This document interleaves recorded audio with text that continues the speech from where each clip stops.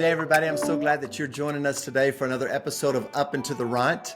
And whether you are listening or watching, I appreciate you taking the time to be able to share in some of these wonderful stories that we share each and every week that come through the lives of amazing people. And I am thrilled today to have with us Stephanie and Thomas. Stephanie and Thomas, good to have you on the show. Thank you, Pastor. We're honored to be here. It's such a privilege. We listen to your podcast all the time. So thank you for letting us be a part of it for a Okay. week. Yeah. Now, I purposely didn't say your last name because sometimes I say it wrongly, and I want to make sure you get it right. How do you say your last name? It's Fiordelisi. Fiordelisi. I got Exactly. it. All right. There we go. Hey, tell us, how long have you been at North Church? Kind of how did you get to North Church? How long you been at North Church? The first time I stepped through North Church doors, which was just salvation, I met Clint in the lobby, was the 15th anniversary. So this April will be 9 years. And then Stephanie joined several months after that. We started dating, and I invited her in November to revival that. And I said, you have to come here, the speaker of revival. And she's like, I already been to church. What? Can't go again. So she comes to church and she's never left. I went to Life Church. So I came to North Church to get disappointed because it couldn't quite be like my church. But honestly, it's North Church. So I never left. And I tell you what, I found a home the first time I ever came there. I tell everyone it's where you come as a stranger and leave as family. Good. Yes. So good to hear. Love you guys very much. And so okay, obviously you came separately, but then there began a relationship and eventually it led to marriage. Tell us a little bit about that. Well, we dated for a while, and John Cook talked my husband into marrying me. I did not know that it was such a thing, but praise God for John Cook, because I still might be, just wishing for the good life. But here we are. Praise God. Come on. So good. And we celebrate 6 years this past September. We did a surprise wedding upstairs in North Church, and we had a bunch of people show up, and a couple didn't, matter of fact, because they thought we were not doing a wedding. And then all of a sudden we held a surprise wedding for all of our guests. It wasn't a surprise to us or John. We got married based on, hey, show up. We're going to be having a good time. And they thought it was an engagement party. It turned out to be engagement and wedding in one shot. That's good. I love the stories like that. Lately it's really been just wonderful to see a lot of young couples in our church and specifically who have been living together outside of God's plan and will, that are getting married. And it's just been beautiful to see. They're just realizing we don't have to spend $30,000 on a wedding. I read something the other day that just the average cost now of the wedding is exceeding $30,000. That's the average. There's some people that are spending tons and tons more than that. And I'm like, they're waiting for this moment that's not ever going to come. And versus just like, hey, let's just do it God's way and before some friends or family and just get us a minister there and let's tie the knot. And let's honor God. And so I love you guys very much. You've been a blessing to our church family. We're going to talk a little bit about prison ministry, though, here, because that's why I've asked you to come today, because both of you are vested in our prison ministry, and you've seen over the past several years what God is doing. And I just want our audience to hear about what you have seen, witnessed, and how your life has been transformed, and how you have seen prisoners' lives transformed. Yes. Okay. So what prompted you to get involved with the prison ministry? So obviously it was the Lord that led me to prison ministry, because, I just thought it'd be so cute to be a women's discipleship person, hang out with all my favorite ladies. The prison really wasn't on my bingo card, but the Lord led me to Lexington prison, and I questioned it all the way. And when I went through the 6th trap door, I'm like, Lord, are you sure? Because I was ready to bolt at any second if that's really not where I was supposed to be. But I tell you what, I had no idea what was in store behind those trap doors when I walked into Lexington prison. So how often do you go attend services? What's the kind of in your role there? What does that look like? So we go the first Sunday of the month, and that Sunday we're able to take treats. So we go to Sam's and, load up with everything. They love to see us come in. Thomas used to think it was because of me, but it's really because we have all the treats on the first Sunday. And Treats and coffee and cupcakes and brownies. And we just participate. We just get to attend the service. And then, of course, we help on the prayer team with the altar call at the end. Oh, yeah. And we're also door greeters if they let us in early enough. That's good. That's yes. good. So those treats, as simple as they may sound, are probably significant for these men, right? Yes. Very. Yes. We've never been in the dining hall, but we can imagine that when we show up with, cupcakes and brownies, and even the guards, we bring the guards some cookies too. So they like when we show up as well. They don't experience the same love that we get in the outside that we have easy access to. They take the same food every day, go to the dining hall, and whatever they're serving. So it's a treat to really bring in. Plus, we bring in the coffees and the cups, and it's kind of like church. When you go to the cafe, they pass it all out, and the guys just really do enjoy it. Good. So I've heard you reference kind of a significant moment at Christmas. I think it was 2022, I believe, that, it was just a significant moment that was different from others that really kind of changed the game for you. What happened? It was kind of a great time. Stephanie and I were serving. I know now we've pivoted in where we're serving at North, but at that time we were working with Margot and on the host team and door greeters. We were on the doors for a long time. So we really enjoyed engaging with people, coming to the doors, being that smiling face that welcome you to welcome you to North. Well, we didn't get at that opportunity because typically when you go to the prison, they're already there. They're in the seats. They're ready for you. And it was Christmas Day of 22, and we got special permission to bring in treats on that day by the warden, and everything was set up. So we bring them in, and they weren't expecting any of it. So as they weren't expecting it, we showed up, and the guards hadn't released them for chapel yet. There was something going on that prevented them from release from their living areas to go to chapel. We walk across the yard by ourselves, no one else around, and we're in chapel, and there's absolutely no one there. And the first person to show up is Clint's brother, Shane. He opens the door. He goes, "Wow, what are you guys doing here?" So we jumped in and started greeting everyone as they walked in the door. And I don't think they expected us to be there on Christmas Day. So it was almost a double joy to have time for us to be smiling face greeting like we do at home. And we're able to do it for them at the chapel. And we were able to bring Christmas treats. Our family celebrated on Christmas Eve. So it just so worked out that we were supposed to do that. And it was just turned into the most beautiful day. And it was just amazing to see. Like, we love Christmas. We all love Christmas around. We love being with our family. But these men had a joy that you typically don't see when they realized you guys took time out to come to us on Christmas and spend it with us. We kept hearing all the time, "I can't believe you're here. Can't believe you're here." Just we're on it. And we were more blessed to be there and be part of the service that was Christmas at North on that day and just celebrate the birth of our Lord and Savior with them. Sometimes they forget that they're the gift, so they think that we're some hero for coming to see them. But it's obvious that they are just so humbled and so on fire for the Lord that it's an honor to be in the presence of them. So good. So what would you say are the things that God is revealing to you or has revealed to you in your journey of serving in prison ministry? So one of the major things that God revealed to me was what living in freedom with a completely surrendered life looks like. I was living in prison.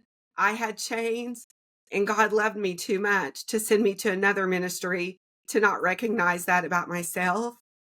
And going into that prison ministry, sometimes when there's light illuminated in a dark place, it just shines so much brighter. And those guys have taught me so much about living a fully surrendered life. And I just realized that I had conformed to the world more than I even realized. And I had strongholds and chains that needed to be broken off.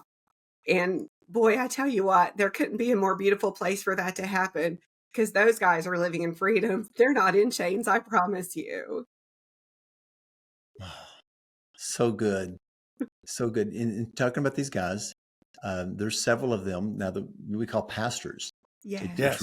It's really crazy, because I remember a few years ago when the prisoners started calling two guys specifically, Shane and Javier, Yes. pastors, Yes. and it was pointed out to Pastor Clint, and also by the warden and the chaplain there, that hey, they can't be called pastors. We can't, and we're like, we don't recognize them as pastors. It's Yes. it's their own Right. peers in Yes. prison that are calling them pastors.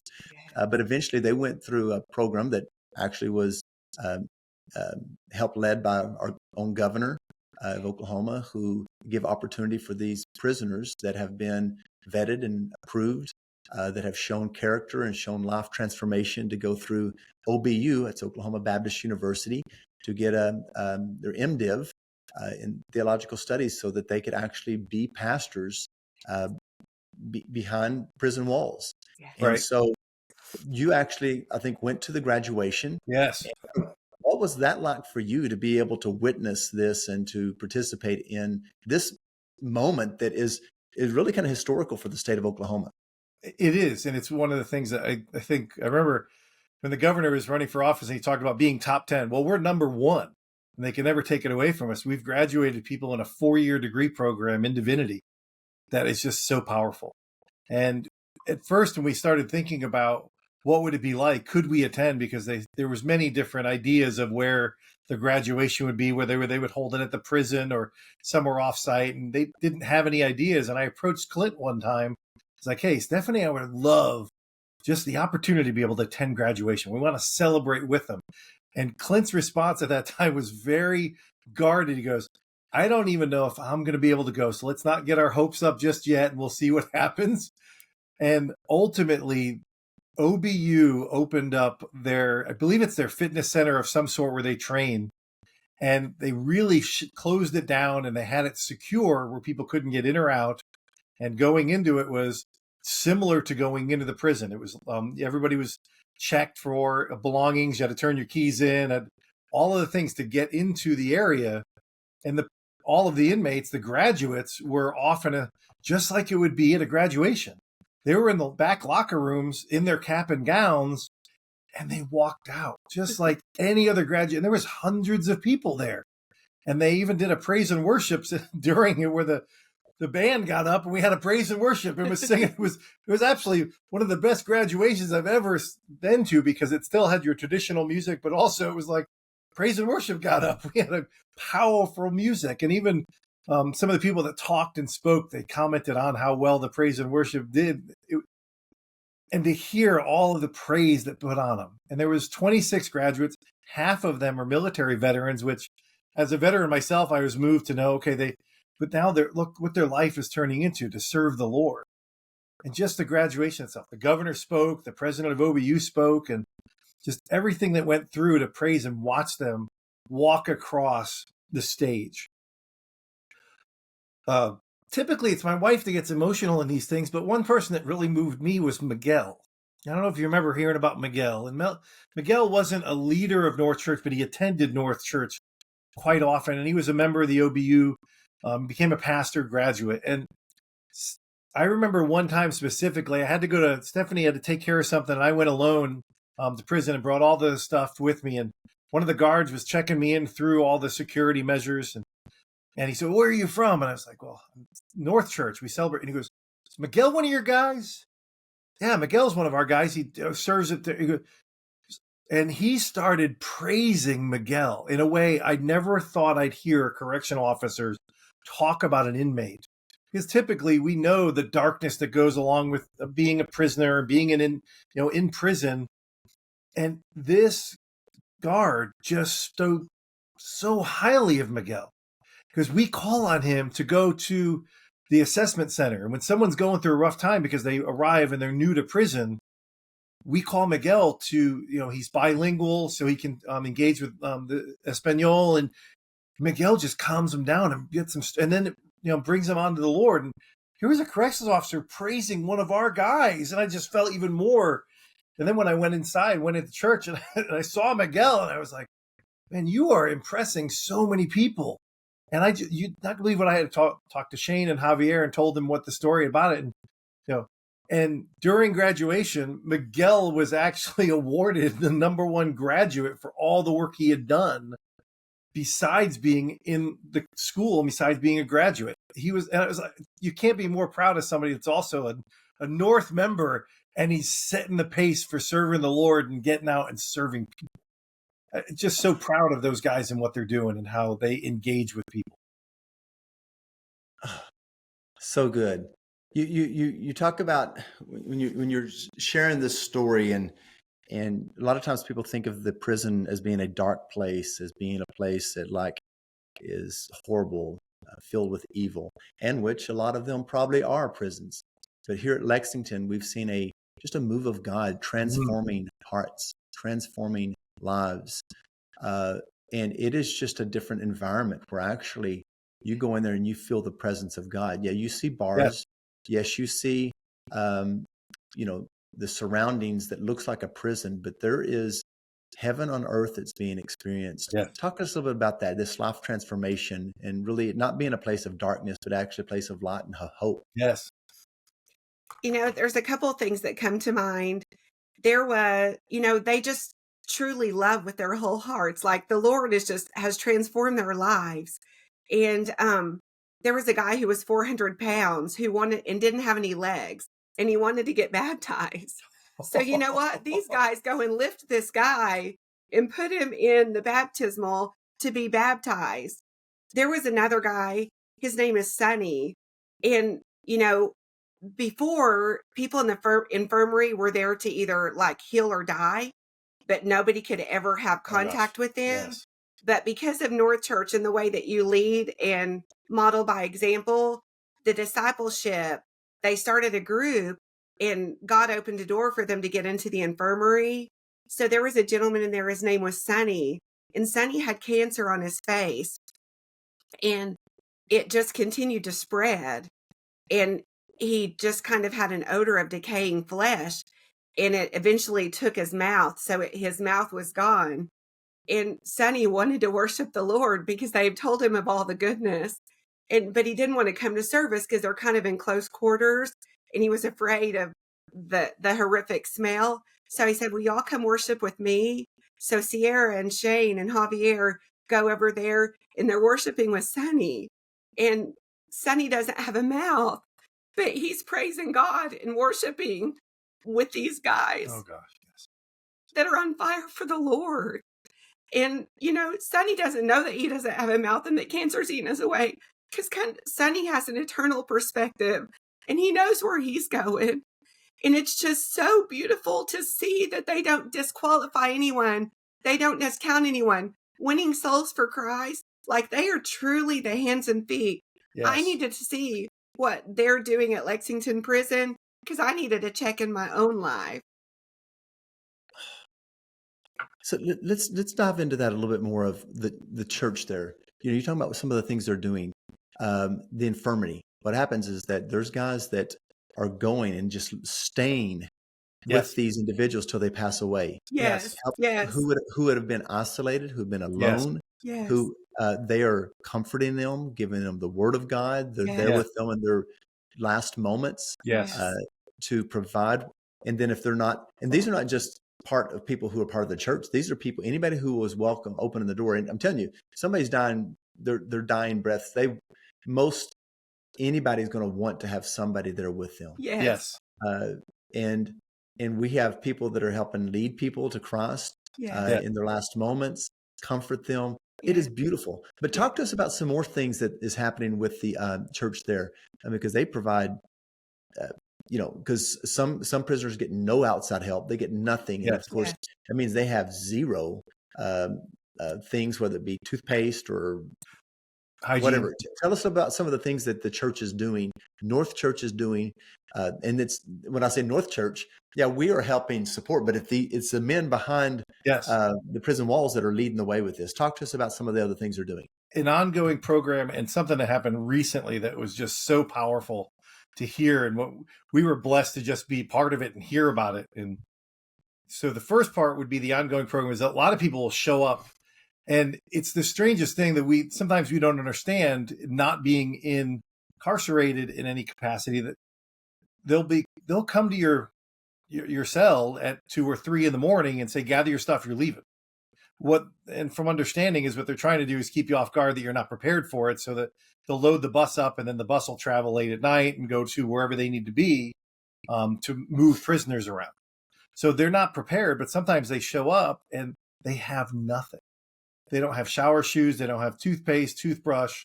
And the churches has an ongoing program where they, His Hands Ministry, where they ask for support, and guys freely give that support and they provide for it. So they're providing almost care packages when people show up and they find out someone doesn't have it. Here's from North Church. Here's what you need to get started. And if you need anything more, come and talk to us. Talk about sacrificial giving. These guys have nothing, but whatever they have is freely to be given to anyone in need. And just the simple things like that, just walking the walk, just the simple things are bringing people to know the Lord because they see it in the way that these guys walk. And there's nothing, they don't hold on to stuff. So anything that they have, they're all about sacrificial giving. Anything that they can do to give someone.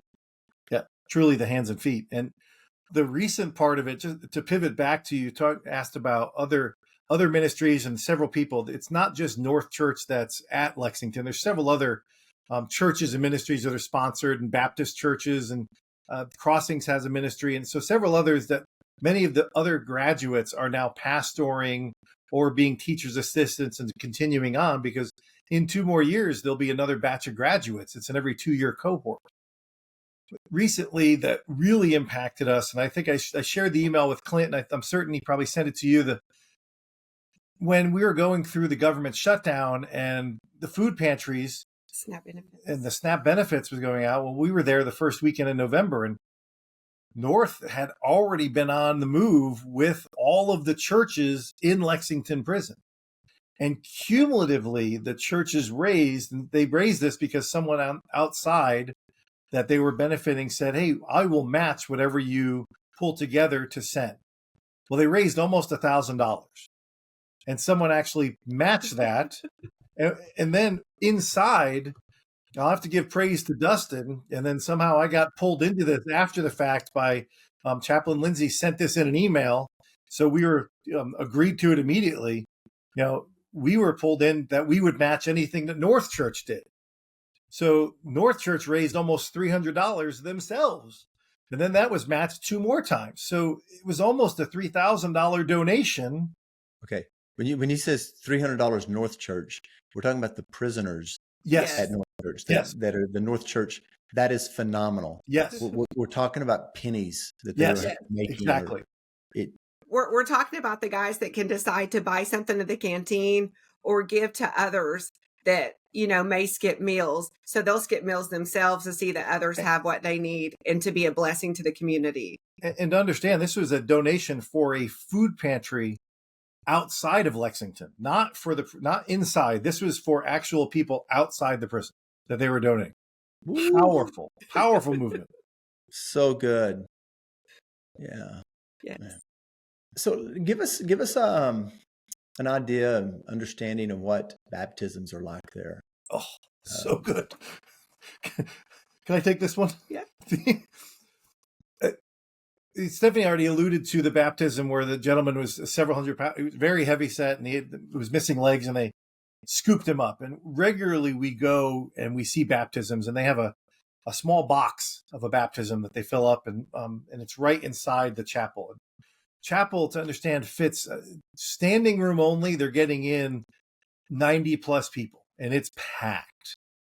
And regularly we'll see, I think when we were there the other day, there was 3 people that got baptized this past week, and they're baptizing on the regular. But something that is the most profound to me was in May of this past year, right before graduation, we got to go the first week in May, and they had 3 people baptizing. And apparently the people that were baptizing were, let's just say they were of significant influence inside the prison, whether they were, and they had some associations that we don't quite understand, but they weren't with the church. How about that?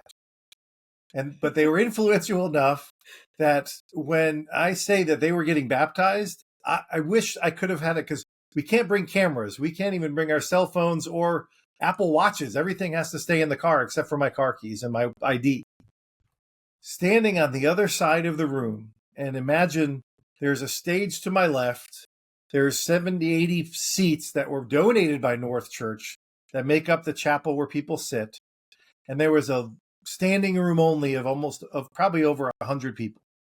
Another 20 plus people were outside the windows with their heads up against the windows looking at the baptism, watching these gentlemen get baptized. And it just moved me to go, how do we encourage people? This is a prison and they're being baptized, and standing room only people are celebrating. And you will regularly see, they get out of the baptism, people are hugging them. Everyone is soaking wet by the time they're done. They grab a big hug from welcoming you, welcome my brother, that you're now in the fold. You've taken the plunge, and then now you're baptized in one of us, and we're honored to have you join us. And it's just so powerful. And please don't get confused about what a prison looks like. They have it figured out. Yeah. We need to be more like them. Yes. Yeah. So let's talk a little bit about how you have seen individuals who have felt maybe forgotten and unworthy, but yet hope has been restored to their life. Yes. So there was a little guy, James, and one Sunday we were just sitting there, we were getting ready for prayer, and it was right when the infirmary guys were allowed to come, maybe the first church service that they were allowed to come. Sorry, I lost my word. And so there was a little guy, he's in a wheelchair, and he's sitting right in front of me. So we're up there at altar call. We're, praying with whoever wants prayer. So the auditorium's almost empty. So I think, okay, we're finished. We're going to pack up our things. And this little frail guy sitting in a wheelchair just grabs my shirt and kind of pulls on it. And he said, "Do you think we can pray together?" And I said, "Oh my goodness, I'd be honored to pray with you. How can I pray for you?" And I just knew the guy, he's in a wheelchair. He's very frail. He has a little patch over his eye. So I just knew we were going to pray for his health. And he said, could you pray with me that I have one more chance to apologize to my family for anything I've done wrong? My kidneys are failing and I don't have much time left. Pastor, I couldn't even gather myself to pray for this guy. Like, I just ugly cried. And I'm like, Lord, like, it's a situation, snotch roll, like, it's ugly. And I can't even gather myself because that's not what I expected to come. And so I'm just trying to get it together. It seems like forever. I finally get up enough to pray for this guy. And so I'm just like, Lord, just help me get it under control. Like, this isn't a good scene. I'm just like constantly. And so after it's over, I take care of everything and I walk away. And I'm just kind of embarrassed because I'm so emotional. And as soon as I walked away, Pastor Shane comes to me and he said, "Stephanie, I just want to thank you for your tenderness. Like, that's something that we don't get to see often. And it is such a gift for us." So it was God showing me that that's not about me and that I don't have the right to try to curse any part that I don't feel is pleasing, that he can use any of our junk or any of our whatever to help someone else. We just need to get out of the way and let him work through us and be an empty vessel and just let him do what he does. And that put me in check really fast. So if you were to give us some things that you say, we need to learn this from these prisoners.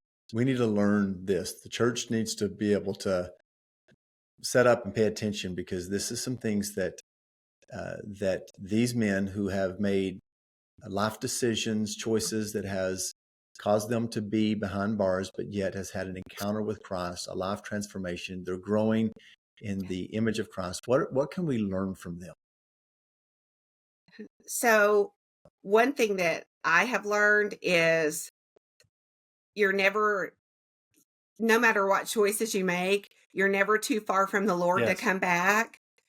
You're never so unworthy that he can't use you because you've done too much. And all we have to do is just fully surrender in our hearts and just let him do the rest, because he is doing so many amazing things there that if we got out of the way and put distractions to the side and just truly started following the Lord with everything we have, the world wouldn't look like it looks right now. So good. And there are people there that we don't know their stories, and we don't expect to know, hey, what brought you to prison? We never ask that question. In the training we went to, it's all about accepting and being part of and just attending church and being there for them. And Stephanie brings that different side of it, because having compassion and showing empathy, having her there and also Shane brought it to our attention that we as a loving couple are something for them to aspire to. Many of them have relationships, and many of them look up. Shane has expressed to us, because people look up to you because you come as a couple and you demonstrate what that is, and they look forward to when they finish their time here, they want that again. And having a healthy relationship when you're there really shows people that, wow, look what we can have in God. Look, if we follow Christ, what we can do, and look what I can do. And following that, it's the greatest example of, we're just honored and blessed to have been part of this ministry and still continue with it, because we don't realize the impact, but we know the impact they've had on us and the value that brings for every person that goes through those gates to go, hey, we are all impacted by the value that our Lord and Savior is doing and the work that is being done at North Church Lexington. You mentioned earlier Dustin, who I think you're talking about, Dustin Rogers. Yes. And he serves at a high level. Yes. And so just there's several people, but that come, some a little more sporadic and some that are more faithful. But speak to just two or three of those that, and I realize we're not going to cover everybody, but maybe, a couple of people, specifically Dustin, that have really, they add value and just incredible part of the team that goes down there on a regular basis. Yes. Yeah. Dustin, Corey White. Yes. And Garrett is a new addition to the team. And James Lemon, man, he loves, his daughter is also incarcerated. So being part of that ministry helps him also to benefit to help out at Lexington. So we've got a great team of people, and we could always have additions to see the value of what it is to be part of this ministry. Dustin, I think, is the funniest story. I love his engagement, because he acts as the communicator for us all. I think when Karen and Jessica, for a while, they do so much and they're involved in their ministry. And Dustin one time was like, hey, how do we help communicate better? How do we engage with all of us and the volunteers and what that looks like? And I think he went to Pastor Clint with an idea of, hey, what would it be to develop communication? How do we help that? And I think Pastor Clint did, rightfully so. Great leaders see a great idea and they said, well, Dustin, I think you'd be great at leading that. And he is. He's great at connecting all of us and bringing us together. And I give him praise every time. It's like he thought of the idea, and I don't think he realized he was going to be asked to lead it. And he just keeps us all informed when things are going on. And it's really helps to build that, when, especially if someone can't attend, who can fill in, who can go. And, I can go by myself. Stephanie and I have to go as a couple, because you have to have two women together, or one man can go. They also, one of the things, they don't need us there too. That church is great on their own, and they run church service a lot of times without a volunteer. But the more volunteers that could be there and serve them and see, we are the ones blessed to be part of that ministry, and our lives are improved because of it. I promise you, we need them way more than they need us. So when it comes to maybe people listening to me right now that say, how can I get involved? They're interested in knowing more. And it's not just Lexington. You mentioned Karen and Jessica. They're two ladies in North Church that they're ministers of the gospel. That's what they give full-time attention to, is prison ministry. They've been crucial for helping discipling a lot of our pastors there at Lexington. Yep. But they spend more of their time most of their time at Mabel Bassett with the women's and really getting that established and moving forward. And it is quite amazing what they're doing. So if somebody's out there and they're interested in, say, either Lexington or the Mabel Bassett with the prison ministry there, and actually we are expanding, North Church is. They've recently, Shane has moved locations and is in another prison, and we're just praying that God is going to make the right connections there, and that it can continue to expand and move all across the state with some of these young men and eventually women that are on fire for God, that are getting trained and equipped as pastors, ministers of the gospel, that can move to other prisons to be able to spread the good things that God is doing through North Church. So tell us, how can people get involved or to step in to be an encouragement? Well, I never saw the prison as my future, and I did not even know if I was qualified to, go into such a ministry. But in Matthew 19, it tells us that if we partner with God, nothing's impossible. We don't have to be any certain way. All we need to do is, agree to go. And they could get in contact with any of us. They could contact Dustin, and Dustin will get them badged through a class. You have to just go through a class and then just get rules, and then you are free to go. I think they do a background check as well. Yeah. And if they never wanted to go on their own, we would be happy to, any of us would be happy to go with them until they feel comfortable or to go the second time. But I promised you, they will be so blessed if they decide that the prison ministry is something that, they're being called to, because the Lord has showed up and showed out, and we needed the prison far more than the prison needed us. I promise you. And something that's coming up here very soon, Pastor, I'd love to share with you is a couple of years ago, I started Pastor Sierra, who's now as Javier became the lead pastor and Pastor Sierra is his second. His mom lives here in Oklahoma City, and they have the OBU will have their Christmas celebration at the beginning of December. And I've been blessed to go there a couple times. And the last couple of years, Sierra's reached out and, hey, can you pick up my mom? And his mom is a fire plug of about 4'10". Sierra's about my height, 6'2", a big guy, and his mom is very, very tiny. And she and I have had a great conversation. It's an hour drive there and back. And at first, she met me when I first took her 2 years ago, and then I look forward to last year, and I'll see her again this year. I'll go pick her up, and we'll drive down to Lexington, and I pick up Sierra's mom to go to the Christmas celebration. And it's all of the ministries together at once. It's OBU coming together for Christmas.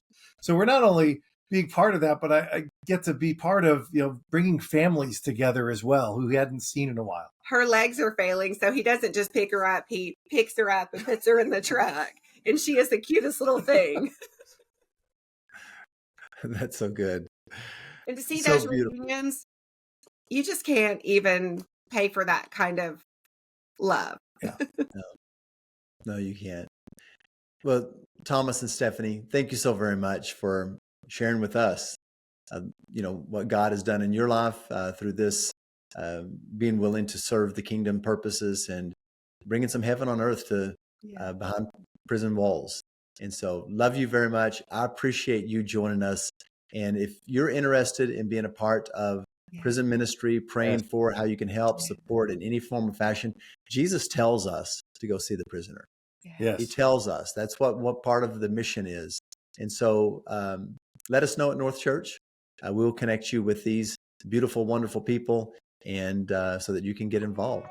All right. Yes. Thomas, Stephanie, good to have you. Thank you so much for having us. We appreciate it. Well, everybody, I'm so glad that you joined us today. We will look forward to seeing you next time on Up and to the Right.